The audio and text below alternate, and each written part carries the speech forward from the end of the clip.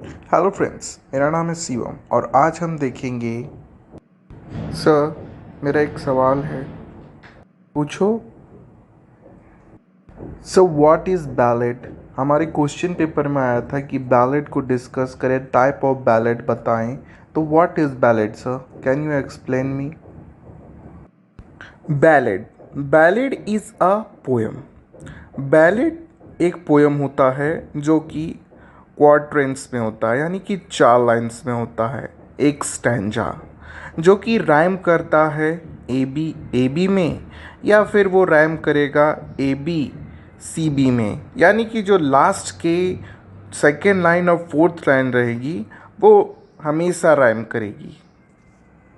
Ballot एक narrative होती है, जैसे उसमें एक स्टोरी बताना हो और स्टोरी बताने में वो यूज होती है, तो वो स्टोरी होती है फोक सॉन्ग के रिदम में, और वो आज भी यूज़ की जाती है मॉडर्न म्यूज़िक में, और इसे ही हम बैलेड कहते हैं।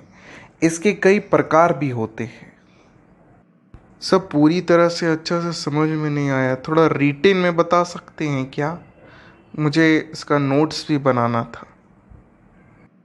ज़रूर, आओ इसे नोट्स में लिखा दूँ ताकि तुम नोट डाउन कर सको और बाद में इसे पढ़कर पता भी कर सको कि आखिर बैलेट कहते किसको हैं और कितने प्रकार के बैलेट होते हैं, स्ट्रक्चर क्या होता है बैलेट का। देखो, जैसा कि मैं तुम्हें पहले बता चुका हूँ कि ballad, what is ballad in the poetry and write the essential characteristic of it. तो क्या होता है ballad? Ballad in poetry, poetry में बैलेट एक पोयम होता है जिसका राइम स्कीम होता है A B. Ballad usually narrative होते हैं और ये स्टोरी टेलिंग होते हैं, फोक सॉन्ग होते हैं, और इसे आज भी मॉडर्न म्यूज़िक में यूज़ किया जाता है। तो इसे राइट डाउन कर लीजिए और यही लिख दीजिएगा एग्ज़ाम में। और उसके आगे देखिए टाइप ऑफ बैलेट। बैलेट्स कितने तरह के होते हैं? 3 मेन टाइप ऑफ बैलेट्स, 3 तरह के बैलेट्स होते हैं।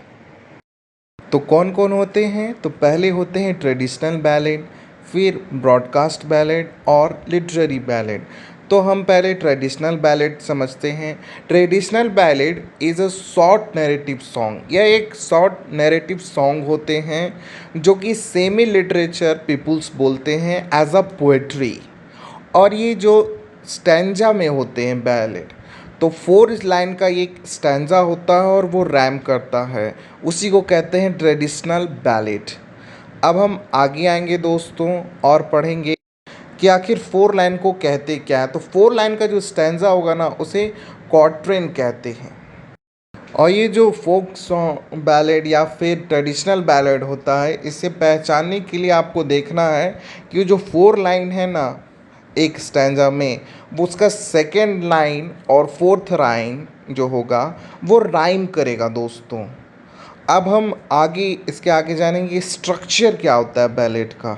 तो ये तो मैं आपको पहले ही बता चुका हूँ कि बैलेड जो होता है वो क्वार्ट्रेन यानी कि 4 लाइन्स में होते हैं, और ये एक दूसरे के राइम करते हैं। और जो फर्स्ट और थर्ड लाइन होगा ना दोस्तों, वो ट्रामीटर करेगा, टेट्रामीटर करेगा। और 4 लाइन और सेकेंड लाइन जो होगा वो राइम करेगा, जिसे हम ट्राईमीटर कहेंगे। वो 3 बीट्स में होंगे, ऐसा लगेगा आपको जैसे कि उसके बाद था वो। अब हम मेकअप बैलेट पढ़ेंगे। तो बैलेट कैसे बनाएं? तो बैलेट देखिए दोस्तों, सबसे पहले आपको एक स्ट्रक्चर लेना है जिसे लिखना है, जिसमें आपका सेकेंड लाइन और 4 लाइन राइम करना चाहिए। और ये फर्स्ट और थर्ड लाइन जो होगा वो टेट्रामीटर की तरह 4 बीट्स में जाएगा, यानी कि इसमें एक बीट्स होंगे जो अप डाउन होंगे। और जो सेकेंड लाइन और फोर्थ लाइन होगा उसे ट्राईमीटर राइम भी करवाना और ट्राईमीटर की तरह कराना, जिसमें 3 बीट्स होंगे, 3 अप डाउन होंगे। और इसे एक ऐसी वे में आपको कहना होगा जैसे लगे कि कोई स्टोरी बता रहे हैं और एक इंटरेस्टिंग स्टोरी आप एक्सप्लेन कर रहे हैं।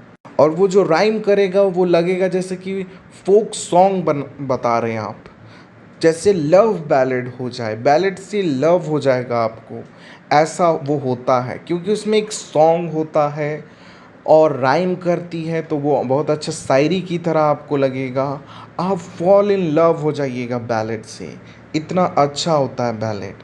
आगे हम तो ड्रामेटिक मोनोलॉग में हम ये सीख रहे हैं कि ये एक पर्सनल पोएम भी हो सकता है या फिर टाइप ऑफ पोइट्री भी हो सकती है। पोइट्री में कैसे लास्ट लाइन रैम करता और सेकेंड लाइन एक दूसरे से राइम करते हैं, उसी तरह एक पोइट्री की तरह होता है बैलेड। और इसमें एक सिंगल पर्सन कहता है और सब सुनते हैं, यह एक स्पीच की तरह होता है दोस्तों। और उस सिचुएशन में हमें उस चीज़ को बताने का तरीका होता है ये। आई होप आप समझ पा रहे हैं। देखिए, हर बैलेड जो होता है वो एक स्टोरी टेलिंग कहता है, एक सॉन्ग की तरह सिंगल पर्सन उसे कहता है, एक एपिसोड की तरह। एक एपिसोड में जैसे छोटी सी स्टोरी होती है, उसी तरह वो एक स्टोरी होता है और जिसे एक पर्सन स्पीक कर रहा हो। जैसे कि आप एग्ज़ाम्पल भी लिख सकते हैं दोस्तों, जैसे कि जॉन किड्स की कोई भी एक पोइट्री उठा लीजिए तो वो एक बैलेड है। उसका जो सेकेंड लाइन और लास्ट लाइन राइम करेगा और आपको लगेगा कि एक सिंगल पर्सन हमें किसी घटना के बारे में बताने की कोशिश कर रहा हो और वो राइम कर रहा हो, और ताकि हमें इंटरेस्टिंगली उस चीज़ को समझ में आए। तो अब हमें एग्ज़ाम्पल भी बताना है कि तो फंडामेंटल कैरेक्टर्स जो होते हैं ना इस बैलेड में, यूनिवर्सल अपीयर जो होते हैं, वो सिंगल बैलेड में आते हैं और वो आपकी टच करेगा स्पेसिफिक सब्जेक्ट्स को, यूनिवर्सल सिग्निफिकेंस बताएगा आपको, और रिस्ट्रिक्शंस पर्सनालिटीज़, एक सिंगल पर्सनालिटी बताएगा। और ह्यूमैनिटी को डिस्क्राइब किया था जॉन किट्स ने अपने बैलेड में, जिसका नाम था ला बे डैन। और ये जो बैलेड था वो डबल क्रॉसिंग कर रहा था दो वर्ड्स को। अब हम दोस्तों कॉलिक्वल लैंग्वेज का यूज़ देखेंगे। तो कॉलिक्वल लैंग्वेज डे बाय डे में फ्लावरिंग लैंग्वेज है और इसे जॉन किट्स ने ला बेले डेम सेंस मैरीने में यूज़ किया था। और उससे हम समझ सकते हैं कि कैसे वो पोएट कॉलिक्वल लैंग्वेज का यूज़ करता है। और इसके बाद दोस्तों unlikely other kind of poems हम देखेंगे बैलेड में। एब्रप्ट एंड अनएक्सपेक्टेड ओपनिंग, मतलब आप एक्सपेक्ट नहीं कीजिएगा, संभावना नहीं होगी, उसकी ओपनिंग हो जाएगी इस पोएम में। The poem starts all of sudden, मतलब तुरंत वो पोएम स्टार्ट हो जाए without providing any details about the subject matter. यानी कि दोस्तों इसमें कोई डिटेल्स नहीं दिया जाता है सिमिलरली, और स्टार्ट कर दिया जाता है और कभी भी एंड कर दिया है। Similar the ending of many ballads abrupt and unexpected, यानी इसका शुरुआत भी आप सोच नहीं सकिएगा और एंडिंग भी नहीं, कोई डिटेल नहीं दिया जाता। और तो और there are no extra detail about the surrounding atmosphere environment, the poem start suddenly and the reader has to. और पोएम जो है कोई भी एक्स्ट्रा डिटेल्स तो छोड़िए, आपको डिटेल भी नहीं बताएगा कि हम किस चीज़ पे बैलेड स्टार्ट करना चाह रहे हैं और कभी भी ये स्टार्ट होके कहीं भी ख़त्म हो जाएगा। अनएक्सपेक्टेड एंडिंग और स्टार्टिंग होता है। Surroundings atmosphere or environment, the poem starts suddenly and the reader has to visualize the setting as himself through the words of the poet. Thus the ballad lack in sunflowerous detail। यानी कि दोस्तों आप जो surrounding environment है उसी पे आप connect हो जाइएगा उसके बैलेड से, और आपको ऐसा लगेगा कि आप वहाँ पे अपने आप को विजुअलाइज कर रहे हैं, मतलब आप ही कह रहे हैं वो चीज़ और आप वहाँ पे पहुँच चुके हैं। ऐसा पोएट आपको सुपर फ्लोरियस डिटेल वहाँ का देगा। Dialogue is also an indispensable feature of a ballad. The story is mostly told through dialogues.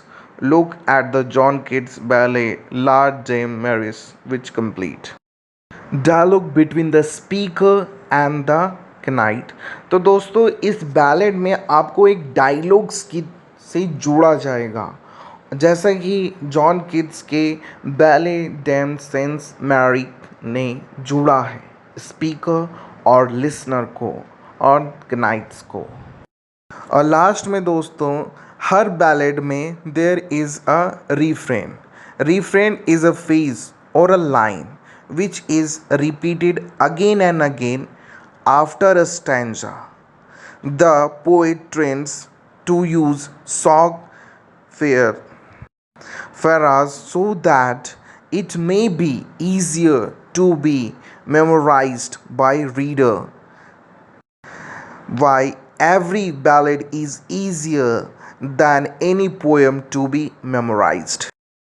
तो लास्ट में आपको ये लिखना है कि हर एक बैलेड एक रिफ्रेन फेजेस लाता है, और ये क्या होता है, रिपीटिशन होता है, और इसके कारण जो फेजेस होते हैं ना वो हमें शॉक करते हैं और हमें कनेक्ट कर देते हैं, और एक पोएम से ईजियर होता है बैलेड याद करने में, इसलिए क्योंकि इसके लाइन राइम्स करती हैं, अगेन अगेन आते हैं और एक कनेक्टिविटी बना देते हैं, और इसलिए ये हमें अच्छे से याद हो जाते हैं, पोएम से मुकाबले काफ़ी आसानी से याद हो जाते हैं बैलेड।